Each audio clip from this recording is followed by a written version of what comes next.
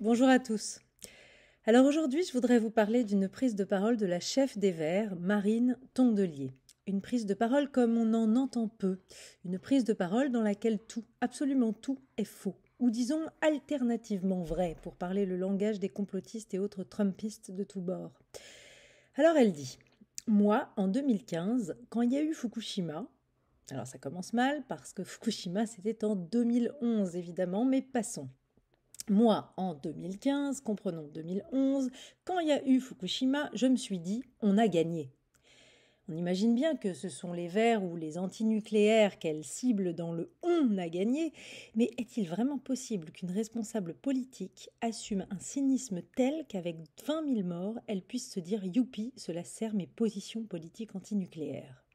Un internaute se demande même ce qui se passerait si Marine Le Pen tenait le même genre de raisonnement avec les attentats. Moi, quand il y a eu les attentats, je me suis dit on a gagné. Revenons à Marine Tondelier. Elle enchaîne.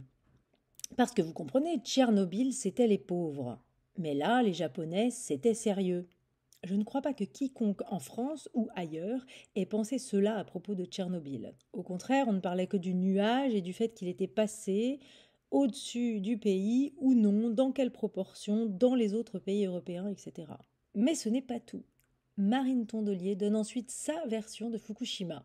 Et en plus, c'était une catastrophe climatique dont on sait qu'il y en aura de plus en plus. Alors non, c'était un tsunami qui n'a pas grand-chose à voir avec le réchauffement climatique comme nous le dit Tanguy Le Dantec. Il est certain que si les écologistes se lancent autant dans les vérités alternatives que les gens d'extrême droite, on n'arrivera pas à s'intéresser sérieusement au dérèglement climatique.